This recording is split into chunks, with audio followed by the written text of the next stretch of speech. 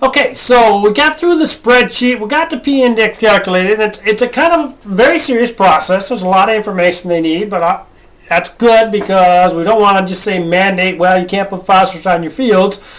Some fields can have more than others, and that was the whole purpose of the P-index and why it was created, so that we could adjust for those fields that don't have as much problem with phosphorus loss as others, and those that do have a lot of problem, then we treat them accordingly. So when you get all done, you're going to rank your field as very low, low, medium, high, and very high. What's that mean? Well, it really ties more into manure management than anything, but what the numbers mean, if it's very low, soil conservation, P management practices really aren't going to do much difference.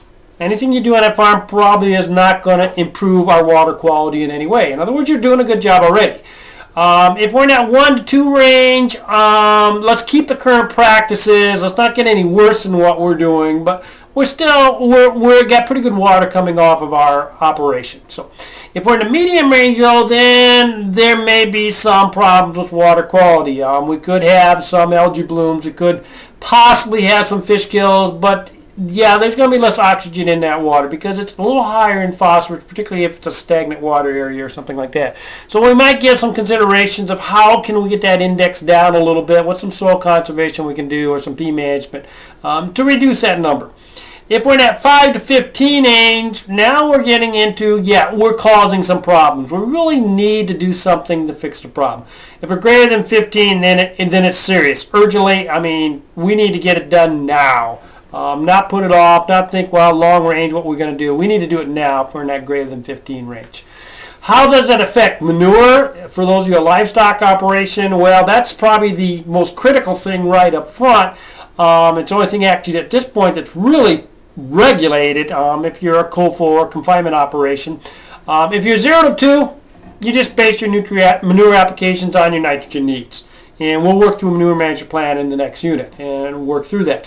If you're in that 2 to 5 range, now we got a little more of an issue with phosphorus. So we can be nitrogen based, but we make sure we don't exceed twice what we need in phosphorus. So if we need 40 pounds per acre phosphorus, the most we can put on is 80, no matter what the nitrogen is. And typically, double your P rate is going to be more than enough manure to meet your nitrogen needs. So you're probably, in most cases, still nitrogen based. You just got to look at both numbers if you're in that 2 to 5 range. If you're in the 5 to 10 range, you are now on a P based plan, which means you cannot exceed the P application rate. If you have 30 pounds you need per acre, that's all the P you can put on through manure. And you got to start adopting some practices to get that P index down below 5. So they'll let you go for a little while, but not for long. Okay, you've got to reduce it down to less than 5. But you could still put some manure on, but it's going to be quite a bit less in many cases. If your P index is over 10, you're in trouble. You cannot apply any manure, and you have to adopt practices to get that P index to 5 or below. So that's where the numbers come in. That's why they're important. That's why we need to be aware of them. Again, it only affects those people currently that are larger confinement operations, but more and more people are falling into that area each year. The biggest impact, though, as you look at it, and as we work through the problems to kind of solve that, is erosion. The red line is if I'm losing 7 tons per acre. The blue line if I'm losing 3 tons per acre.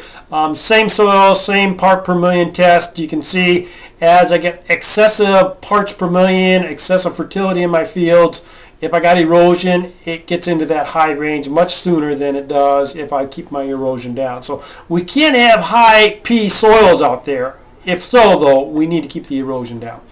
How do we reduce it? Erosion typically is the dominant factor we mentioned. You can reduce due to reduced tillage. You can put buffers in near your streams to keep it from getting into the water.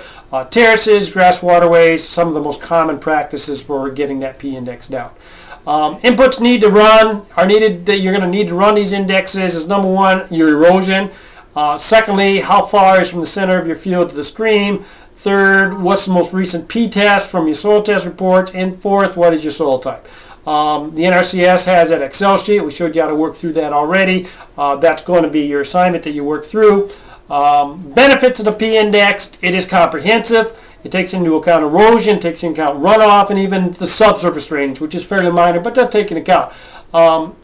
it's also nice that it's flexible. We can fix it if we have a problem. It's not like, oh, geez, you got P-index of 10, you got to quit farming. No, that's not what it is. Okay, it tells us where we're at, and then we can use the index to analyze how can we fix the risk areas. They can be managed separately. We don't have to manage all the farms the same, just the areas that are a problem as we look at it.